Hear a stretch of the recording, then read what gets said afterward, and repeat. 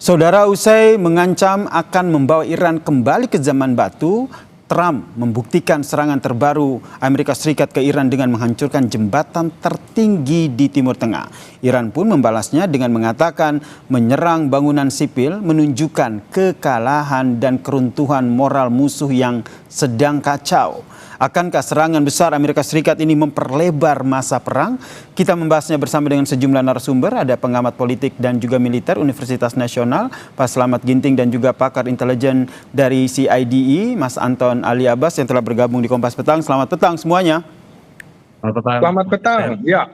Saya ke Mas Slamet Ginting dulu. Kalau kita lihat dengan dihancurkannya jembatan tertinggi di Iran yang dilakukan oleh Amerika Serikat, apakah ini Anda membacanya ancaman Amerika Serikat untuk melumpuhkan Iran secara total ini betul-betul dilakukan?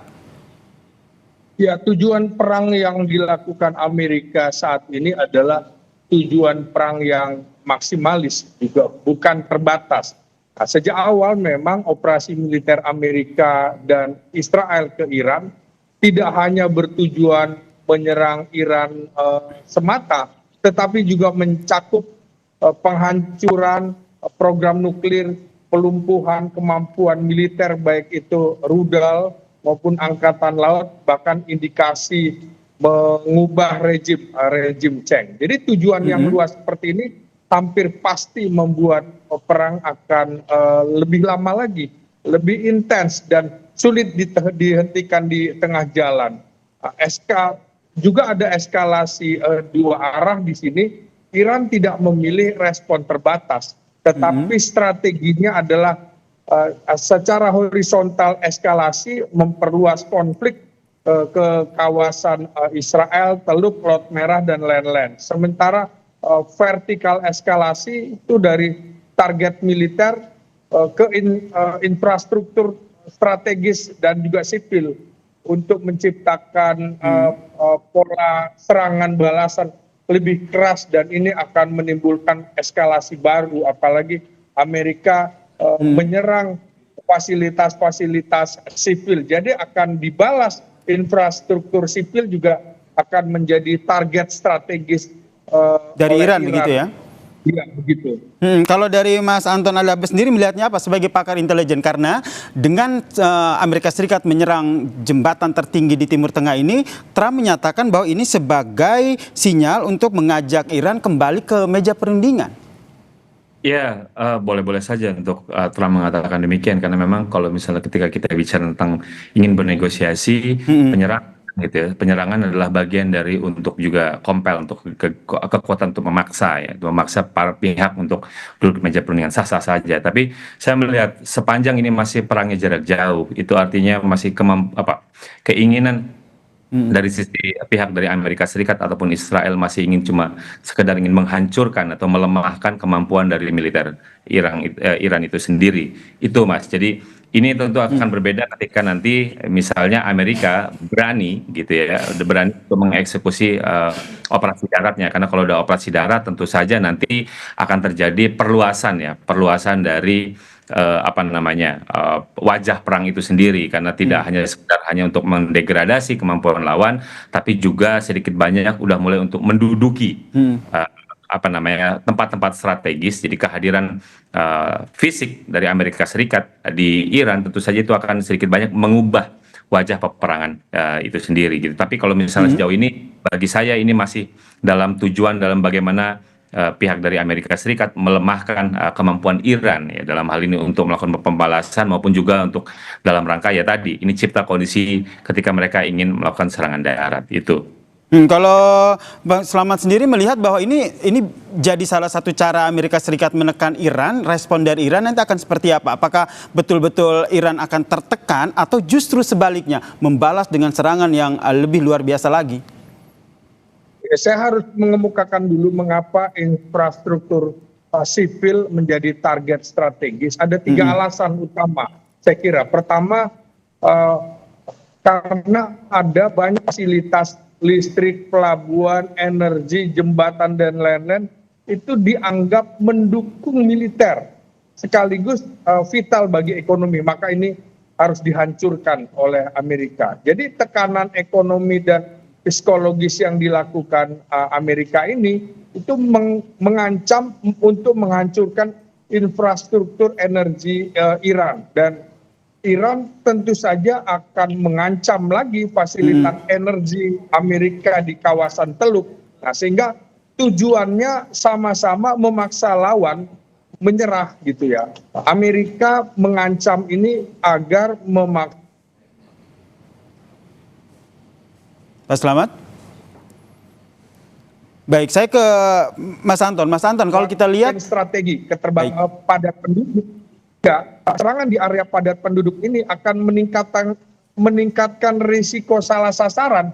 Kan kemarin sudah ada sekitar 1.400-an warga Iran, sipil Iran tewas, termasuk serangan ke sekolah dan rumah sakit. Artinya memang sebagian itu dilakukan kesengajaan oleh Amerika sebagai bahwa perang sudah berubah menjadi konflik yang lebih berat. Apakah Iran mau kembali berunding? Saya kira justru serangan Amerika dan Israel pada tanggal 28 Februari itu pada saat masih terjadi perundingan. Karena itu Iran tidak akan lagi mau percaya begitu saja melakukan perundingan, nanti justru akan diserang begitu. Sehingga menurut Anda sulit begitu ya mengajak Iran untuk kembali ke meja perundingan ataupun berunding untuk menyelesaikan konflik ini? Iya, jadi memang ini semacam adu antara diplomasi dan militer ya. Tekanan di satu sisi Donald Trump juga sedang menghadapi tekanan yang begitu kencang di dalam negerinya, tekanan politik domestik. Dan dia butuh kemenangan cepat. Kemenangan cepat yaitu supaya Iran segera menyerah. Karena dia terancam kalau Iran tidak menyerah, justru kemudian Donald Trump bisa segera di-impeachment di dalam negerinya. Jadi kedua belah pihak ini punya kartu untuk memundurkan perang atau memajukan perang. Kira-kira begitu. Baik, kalau Mas Anton sendiri melihatnya seperti apa? Strategi intelijen atau strategi perang seperti apa yang tengah dimainkan oleh Amerika Serikat? Kalau kita lihat sebelumnya fokus penyerangan ke pusat militer, pusat angkatan militer yang dimiliki oleh Amerika Serikat. Namun sekarang sudah bergeser. Yang terbaru menyerang jembatan tertinggi Timur Tengah di Iran. Ya, mereka kan mencoba untuk bagaimana menekan Iran ya, kalau misalnya Amerika Serikat kan jelas Presiden Amerika Serikat kan ingin untuk pihak dari Iran itu menyerah tanpa syarat, dan itu yang makanya kemudian penyerangan kemudian agak melebar, tidak hanya sekedar instalasi militer kemudian instalasi publik, walaupun mereka juga sudah mulai mengancam bahwa nanti akan menyerang power plant misalnya, instalasi listrik gitu ya. Belum pernah dengar kan bahwa mereka ingin menghancurkan instalasi minyak. Nah, itu yang belum pernah dengar. Jadi ini adalah bagian dari pemaksa. Tapi apakah itu ternyata berhasil atau tidak berhasil? Saya melihatnya kelihatannya itu tidak. Kenapa? Satu, Iran itu sudah kenyang dengan sanksi Amerika Serikat, tekanan Amerika Serikat. Itu satu. Kedua, bagi Iran clear bahwa ini siapa perang yang memulai, Amerika Serikat, bukan mereka. Apa yang mereka lakukan adalah tindakan bertahan, dan itu sah, legitimate, dan itu diakui oleh PBB gitu. Ketika ada sebuah negara berdaulat yang diserang, dan mereka sah untuk membela diri gitu. Apakah ini kemudian mungkin berhasil? Bagi saya sih tidak. Kenapa? Karena publik di Iran sendiri yang tadinya terbelah, ada yang pro dan kontra terhadap rezim, hari ini itu solid untuk menentang intervensi asing. Mereka bagi yang pihak-pihak oposisi gitu, kelompok oposisi, masyarakat sipil di sana yang tadinya tidak suka dengan rezim, tapi ketika ada upaya untuk mengubah rezim melalui perang, mereka sendiri menolak gitu. Jadi bagi saya apakah ini kemudian akan mampu secara efektif untuk memaksa Iran entah itu untuk menyerah ataupun berunding? Bagi saya ini sejauh ini masih kecil untuk kemungkinannya. Kecil kemungkinan untuk mengajak Iran ke meja negosiasi begitu, seperti yang ingin dilakukan oleh Amerika Serikat. Jadi pertanyaan selanjutnya, jadi menurut Anda apa yang bisa dilakukan oleh kedua negara ini sehingga betul-betul ada negosiasi dalam menyelesaikan konflik ini, atau memang tidak bisa ada negosiasi, satu harus kalah terlebih dahulu baru perang ini berakhir? Jangan dijawab dulu ya, kami akan membahasnya usai jeda. Tetaplah bersama kami di Kompas Petang.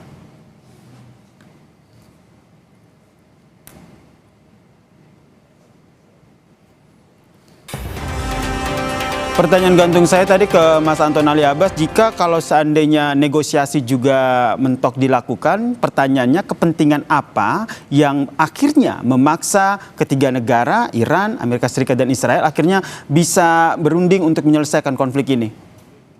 Bagi saya gitu ya, sejauh ini masih di bawah 50% kalau kita membuat kalkulasi, masih di bawah 50% bahwa para pihak untuk mau dengan sadar duduk di meja perundingan menyelesaikan ini. Kenapa? Karena masing-masing masih mencoba berlomba-lomba untuk melumpuhkan ataupun melemahkan kekuatan.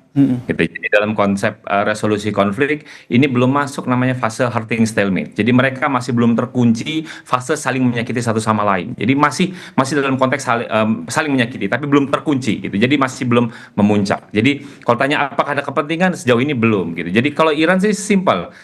Anda kan dalam 5 tuntutan Iran ketika dia merespon 15 tuntutannya dari Trump, dia bilang yang pertama adalah berhenti dulu, yang kedua dijamin tidak lagi ada serangan di masa depan gitu. Itu kan kondisional bagi Iran gitu untuk duduk di meja perundingan, dan itu Trump mintanya kan ini penyerahan menyerah tanpa syarat gitu. Ini yang tidak ada titik temu. Jadi bagi saya kemudian apakah memungkinkan mereka untuk kemudian duduk? Ini intervensi dari pihak ketiga, pihak eksternal dari yang tidak terlibat ini menjadi penting. Ada beberapa pihak kan yang mengupayakan. Yang satu ada Oman yang memang sebelumnya tadi Bang Slamet Ginting ketika Februari itu kan masih ada perundingan yang difasilitasi Oman. Lalu kemudian ada Pakistan yang dimana ada keterlibatan Turki dan Arab Saudi.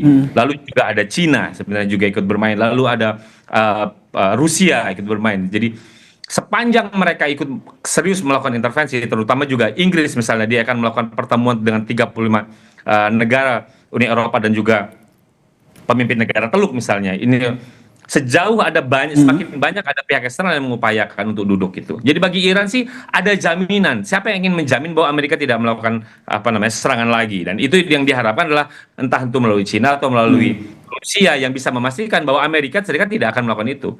Berarti ada kemungkinan jika ada jaminan tersebut, karena kalau kita lihat kemarin kan sempat dilontarkan negosiasi 15 poin melalui Pakistan, namun ditolak mentah-mentah karena tidak ada jaminan menurut Iran. Jadi menurut Anda jika ada pihak eksternal yang menjamin bahwa negosiasi tersebut betul-betul akan dilaksanakan oleh kedua belah pihak, ini akan selesai?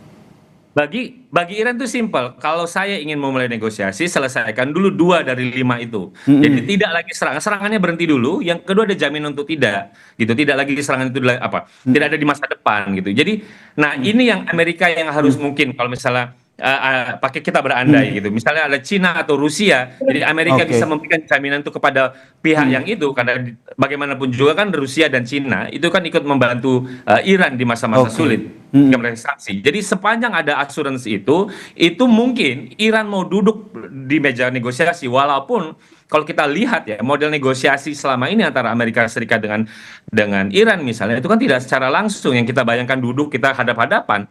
Jadi ketika Februari lalu itu kan juga tidak langsung gitu, yang hanya difasilitasi oleh Oman gitu. Jadi bagi saya keterlibatan dan intervensi dari eksternal ini menjadi kunci. Itu Mas Yasin. Kalau dari Pak Slamet sendiri melihatnya seperti apa? Amerika Serikat sebenarnya mau tidak sih menghentikan serangan ke Iran sebagai bagian dari negosiasi? Kalau dari kekuatan militernya sendiri Anda melihatnya bagaimana?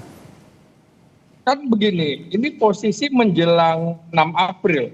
Ada deadline dari Donald Trump yang meminta pembukaan Selat Hormuz, kan begitu ya. Jadi ada tekanan untuk tanggal 6 April. Nah, di sini menurut saya negosiasi bisa saja berjalan, tapi Iran pasti akan menyangkal tunduk pada Amerika, walaupun tetap ada ancaman eskalasi yang tinggi. Jadi situasinya adalah negosiasi di bawah bayang-bayang perang. Nah kalau kita lihat ada 3 skenario realistis di dalam hal ini. Pertama, eskalasi lanjutan, dan ini paling mungkin. Indikatornya Trump masih mengancam akan menyerang dengan lebih keras dan tidak ada kesepakatan konkret sampai saat ini. Jadi targetnya akan terus meluas. Kita akan lihat nih 3 hari lagi jatuh tempo 6 April itu. Jadi kemungkinan serangan ke pembangkit listrik Iran juga akan disasar terus. karena itu Iran akan tetap membalas menutup Selat Hormuz gitu loh. Walaupun dikasih deadline dia akan keras begitu ya, karena Iran menutup Selat Hormuz lebih lama itu juga sekaligus mengimbangi bagaimana Amerika mengkapasitas energi di Iran. Jadi Anda membacanya, Pak Selamat, Anda membacanya ini kan Trump sempat menyampaikan bahwa 2-3 minggu ini akan selesai melakukan penyerangan. Ini Anda membacanya akan selesai dalam negosiasi atau selesai dengan terus menyerang hingga Iran betul-betul dinyatakan lumpuh? Nah, apakah ini cuma gertak sambal atau tidak? Apakah Amerika akan menerjunkan pasukan ke darat, baik itu Ranger, SEAL, lintas udara, maupun pasukan khusus angkatan udara mau masuk? Saya kira kan menunggu juga. Orang tidak percaya lagi dengan ucapan Trump karena lebih banyak gertak sambal, sehingga publik akan melihat atau publik Iran juga akan melihat ini eskalasi terbatas. Jadi Iran tetap aja tidak akan membuka sepenuhnya, mungkin membuka sebagian akses bagi siapa? Bagi negara-negara yang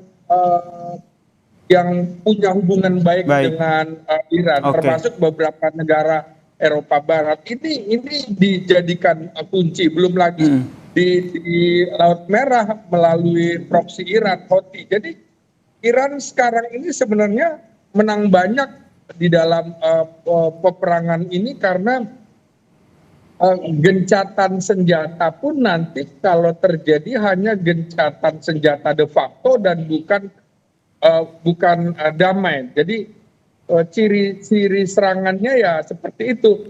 Jadi semacam Cold War versi panas, perang dingin versi panas, kira-kira begitu. Baik, yang jelas kita bertiga ini berharap ya mereka bisa kembali ke meja perundingan sehingga perang ini bisa selesai, karena dampaknya tidak hanya di Timur Tengah tapi dampaknya juga sudah mendunia begitu. Terima kasih Pak Selamat Ginting, pengamat politik dan juga militer dari UNAS, dan juga Mas Anton Ali Abbas, pakar intelijen, telah berbagi perspektifnya di Kompas Petang. Salam sehat semuanya.